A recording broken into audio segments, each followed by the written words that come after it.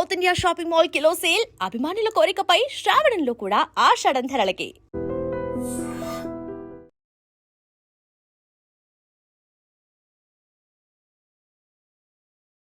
Welcome to iDream news. This is Pavan. రాజస్థాన్లో దారుణమైన ఘటన చోటు చేసుకుంది.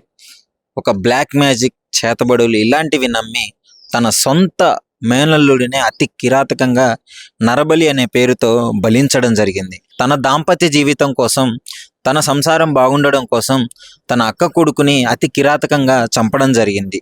అసలు ఏం జరిగిందనే వివరాల్లోకి వెళ్తే, రాజస్థాన్లోని అల్వార్ జిల్లాలో ఈ ఘటన చోటు చేసుకుంది. తన భార్య గొడవ పెట్టుకొని పుట్టింటికి వెళ్ళిపోవడంతో, పుట్టింటికి వెళ్ళిన తర్వాత అక్కడ అదే ఏరియాలో ఉన్న ఈ మనోజ్ అనే వ్యక్తి సునీల్ని కలిశాడు. సునీల్ అనే వ్యక్తి తాంత్రికుడు, మంత్ర పూజలు చేస్తూ ఉంటాడు ఆ గ్రామంలో. అతన్ని కలిసి ఇప్పుడు ఏంటి పరిష్కారం, నా సంసారం ఎలా నిలబడాలి, నా భార్యను నేను ఎలా తెచ్చుకోవాలి అని అడిగితే, ఆ మాంత్రికుడు, ఆ దరిద్రుడు చెప్పిన మాటలు ఏంటి అంటే, ఒక చిన్న పిల్లవాడి రక్తం కావాలి, అతడి కాలేయం కావాలి, అతని గుండె కావాలి అని చెప్పడంతో ఇతడు ఎవరిని బలించాలి అని ఆలోచిస్తున్న క్రమంలో తన సొంత మేనల్లుడు, చిన్న పిల్లాడు 5 ఏళ్ల లోకేష్, అతన్ని తీసుకెళ్లి అతన్ని బలించాలి అని నిర్ణయించుకున్నాడు. సో అతని దగ్గరికి వెళ్ళాడు. మాయమాటలు చెప్పి, నేను చాక్లెట్లు ఇప్పిస్తాను, అది తినిపిస్తాను అని చెప్పి షాప్కి తీసుకెళ్తానని చెప్పేసి తీసుకెళ్లడం జరిగింది.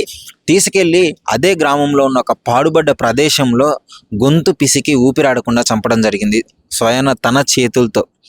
అర్థం చేసుకోండి, మేనల్లుడు అంటే తండ్రి తర్వాత తండ్రి, ఎంతో అల్లారు ముద్దుగా ఆ మామ అని చుట్టూ తిరుగుతూ ఉంటాడు. కానీ అతన్ని అతి కిరాతకంగా నరబలి తీసుకోవాలన్న ఆలోచన ఈ దరిద్రుడికి ఎలా వచ్చిందో తెలియదు. కానీ ఇలాంటి అసలు తలుచుకుంటేనే వికారంగా అనిపిస్తుంది. అంటే అంత చిన్న పిల్లవాడిని తీసుకెళ్లి ఒక పాడుబడ్డ గృహంలో ఆ గొంతు పిసికి చంపి, సిరంజీస్ ఉంటాయి కదా, ఇంజక్షన్ వేసే సిరంజీస్, వాటిని తీసుకెళ్లి రక్తం మొత్తాన్ని బయటికి తీసి, ఆ బాడీలోంచి రక్తం తీసి అతని బాడీ కోసి ఆ లివర్ని కూడా తీసేయాలని చెప్పేసి ఆలోచించడం జరిగింది. సో ఆ తర్వాత ఏం జరిగింది అంటే, పాపం ఆ బాబు కనపడకపోవడంతో అందరూ వెతికి కంప్లైంట్ ఇవ్వడం అయితే జరిగింది. కంప్లైంట్ ఇచ్చిన తర్వాత వెతుకుతూ సీసీ కెమెరా ఫుటేజ్ చెక్ చేస్తే పోలీసులు వాళ్ళ మేనమామతోనే ఉన్నాడు, తిరిగాడు అని చెప్పేసి అయితే ఫుటేజ్ బయటికి రావడం జరిగింది.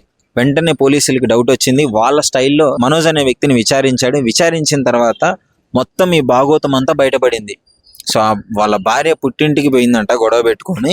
ఇప్పుడు ఈయన మంత్రాలు చేసి, పూజలు చేసి, ఆమె వశీకరణ చేసి ఆమెను ఇక్కడికి వచ్చే విధంగా చేయాలని చెప్పేసి వాళ్ళు భావించడం జరిగింది.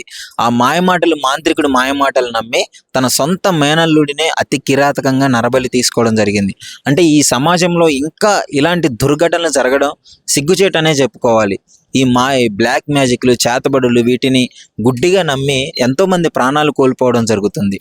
సో ఈ ఘటన అయితే రాజస్థాన్లోనే కాదు, మన తెలుగు రాష్ట్రాల్లో కూడా ఇంతకు ముందు కూడా ఒకసారి జరగడం జరిగింది. తన సొంత అమ్మే కన్న కూతుర్ని అతి కిరాతకంగా చంపి, నా కూతుర్లు మళ్ళీ బతికొస్తారు అని చెప్పేసి ఆ విధంగా చేసిన ఘటన ఆ తెలుగు రాష్ట్రాల్లో ఉలిక్కిపడేలా చేసింది. అదే విధమైన ఘటన ఇప్పుడు రాజస్థాన్లో జరిగింది. అంటే ఈ కాలంలో కూడా ఇలాంటి మూఢనమ్మకాలు నమ్మే వాళ్ళపైన పోలీసులు యాక్షన్స్ తీసుకోవాలి, డెఫినెట్లీ వీటిని అరికట్టాలి అని చెప్పేసి అయితే స్థానికులు అయితే చెప్పడం జరుగుతుంది. వాళ్ళు కూడా చాలా షాక్ గురయ్యారు. ఇలాంటి దుర్మార్గుడు మా ఏరియాలో ఎన్ని రోజులు మేము వాడితో కలిసి నివసించామని చెప్పేసి. అసలు సొంత మేనల్లుని ఏ విధంగా చంపుతాడో ఒకసారి తన అక్క కానీ, చెల్లి కానీ, తన బావ కానీ గుర్తుకు రాలేదంటారా? చిన్నప్పటి నుంచి మామ అని తిరిగి ఆ చిన్న పిల్లాన్ని ఇంత కఠినంగా ఎలా చంపాలనిపించింది? అసలు ఇంత సెల్ఫిష్గా ఎలా ఉంటారు? ఈ మూఢనమ్మకాలు చేసే ఆ సునీల్ని కూడా, తాంత్రికుని కూడా పట్టుకొని అరెస్ట్ చేయడం అయితే జరిగింది. వాళ్ళ ఫోటోలు క్లియర్గా, దరిద్రుల ఫోటోలు మీకైతే క్లియర్గా మీకు చూపిస్తాను, చూడండి. పాపం వాళ్ళందరూ వాళ్ళ అమ్మ కన్నీరు మున్నీరు అవుతుంది. ఇలాంటి వ్యక్తుల్ని కఠినంగా శిక్షించాలి అని చెప్పేసి ఆ గ్రామస్తులు కూడా కోరుకోవడం జరిగింది. అసలు దీనిపైన మీ అభిప్రాయం ఏంటి? ఇట్లాంటి మూఢనమ్మకాలు నమ్ముతూ ఇట్లా ఎంతోమంది చిన్నారుల ప్రాణాలు బలికోరి, ఎంతోమంది అసలు అన్ఎడ్యుకేటెడ్గా ఎట్లనే మిగిలిపోతున్నారు. చదువుకున్న వాళ్ళు కూడా ఈ విధంగానే చేస్తున్నారు. అసలు ఇలాంటి వాటిని ఏం చేయాలి? మీరేమనుకుంటున్నారు? ఈ ఘటన పైన మీ అభిప్రాయం ఏంటి అనేసి మీ కామెంట్ రూపంలో మీ అభిప్రాయాన్ని షేర్ చేయండి. నిజంగా ప్రస్తుతం ఉన్నటువంటి సమాజం దేనికి ప్రయారిటీ ఇస్తుంది? ఆర్థిక సంబంధాల చుట్టూ మాత్రమే తిరుగుతుంది. మళ్ళీ ఎన్నికలంగానే చాలా విరక్తి కలుగుతాం. మంచి అనిపిస్తుంది కదా, లేడీస్ కూడా ఛాలెంజింగ్ జాబ్స్ చేసినప్పుడు చాలా బాగుంటది. ఫుడ్ డెలివరీ ఇవ్వటానికి వెళ్ళినటువంటి డెలివరీ బాయ్ అనిల్ పై కళ్ళ ముందు